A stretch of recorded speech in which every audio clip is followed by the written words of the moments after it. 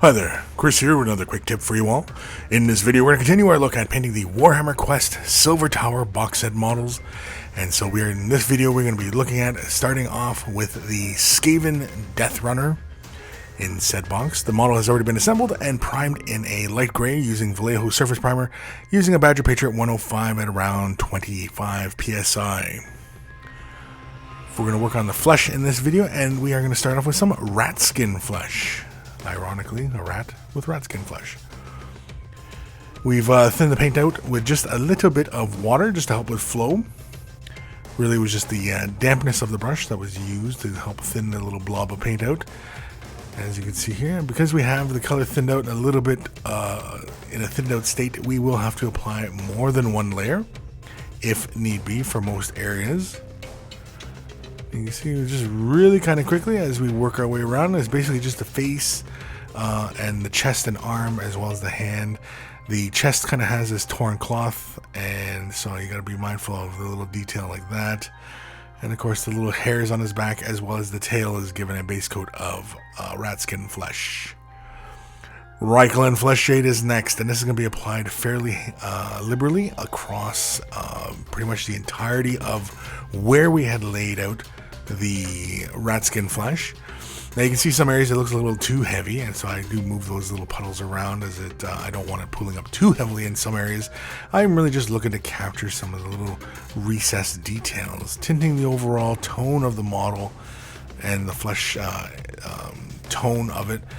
We're not shading the entire tail. We're only going about a little bit about halfway along the tail using this shade color.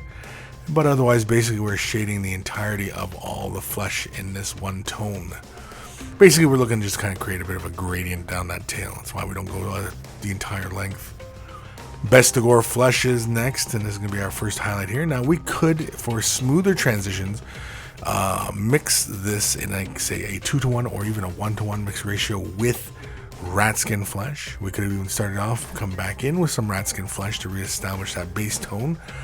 But I was going for a bit of a more of a contrast kind of look, and as you can see, the muscles are really defined, as well as those little SKaven icons that are kind of like engraved or burned into the flesh, whatever they are. Kind of like branding, I guess. For the tail, I simply just highlight each of the little segments as I go along, running pretty much the entire length.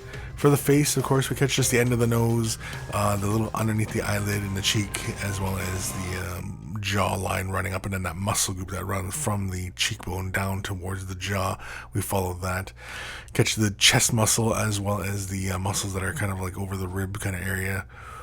Again, we're not looking to obscure any of the details. The hands, I do in a typical fashion, which I do hands. I start off with the knuckle, and I draw down the finger and towards the back of the hand as well, using the sharp end of the brush to define that line on the back of the hand.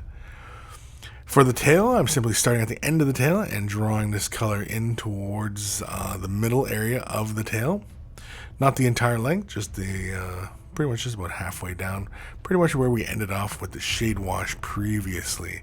And again, get a bit of an overlap, but otherwise just kind of give us a bit of color blend and gradient running along the length of that tail. Ungor Flesh is next. This is going to be our next highlight for the areas. We're doing this with a detail brush this time, and we're highlighting pretty much the uppermost portions of each of the little muscle groups, kind of in a zenithal type highlighting fashion. So we're highlighting the uppermost portions of each of those little muscle groups, trying to be very careful not to hit any of the darker areas, again, because we'd have to come back in and create some more definition that way. And so again, we want to have those nice deep lines, lots of contrast, I figure, for this little guy. You can see here we're catching just the tops of the toes, here the chest muscles, as well as those little muscles underneath the ribs. Couldn't tell you what those muscles are called right at the moment. You can see on the shoulder muscle here, we're catching just that icon on his shoulder, as well as the upper portions of the little muscle groups there. Just the ends of the finger, as well as just a dot on the knuckle, and just another little dot along the knuckles of his hand, or both hands. You get the same treatment. The ends of the ears, as well as the end of the nose running down the jawline. Again, we're catching just a bit of an overbrushing on the hairs on the face and back. And again, we're just catching just these little upper details of the face, really, so that we have some nice deep contrast running along that jawline where the helmet and everything runs. And then for the tail, again, we start off with the end of the tail and begin drawing our color inwards. Again, kind of in a zenithal type fashion here. I'm just simply highlighting the uppermost portions of the little ligaments of his tail. But we're only going to go about 2/3, or a third of the way down, I should say, not 2/3. A third of the way down of the tail. And I'm going on both sides of the tail here, just to make sure I get a nice even kind of highlight going on, just so that you can really kind of see the texture of the tail. Next is Pallid Wych Flesh. This is a fun little color, and this is just going to be a fine little kind of highlight on the face. Again, to kind of just brighten up and sharpen up some of the little details in that area. Catch a little bit on his nose, a little bit on his jawline. Again, the little muscle groups in his mouth and everything like that. We're going to catch just a little bit of the icon on the shoulder, just kind of bring that out a bit. And of course, the knuckles as well. Could also do the toes if we wanted to. I don't think I do. Again, just to reestablish that jaw and everything in the face. Again, just kind of really kind of brighten up. Now, it looks kind of funny at the moment because, again, we don't have the cloth parts colored in or the armor sections. But we'll be working on the armor sections soon enough. Again, just the ends of the ears and everything like that. Again, just kind of really kind of bring those areas into focus.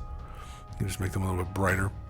Next is Carroburg Crimson, and we are going to use this to add a little bit of color to the tail.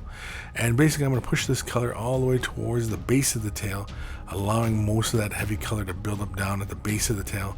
And this is just to add a little bit of pinkish kind of red tones, give it a little bit more of a fleshy kind of quality, just so it doesn't feel entirely like the flesh. Again, you can see here we're just running it along the entire length of the tail, allowing more of the color to build up in the end. Again, we're kind of looking to create a bit of that gradient so that it's kind of brighter at the end of the tail and gets darker towards the base. And then simply here, I just apply a little bit inside the ear as well as the mouth. And I could also do the eye socket as well, just kind of get me a bit more color in there, and do a little bit around the nose as well. Was actually considering doing a bit of an albino effect with this guy, but we'll just leave him as is, and we'll figure him out when we get to the finishing of this guy. But that is it. We set that aside and allow it to dry, and that is the SKaven Deathrunner flesh. It's as easy as that. Do not be afraid to give it a try. We've got even more painting tutorials in the Silver MiniWarGaming Vault. You can watch another one today about how I finish off the pink horror model. Just click on the link in the video description below and watch it right now. If you don't have a MiniWarGaming Vault membership, you can click on the link and sign up for a free 7-day trial. Make sure that you get the silver membership so you access all the painting tutorials. You get instant access to over 1,000 painting tutorials already in the vault. And so thank you for watching, and happy wargaming.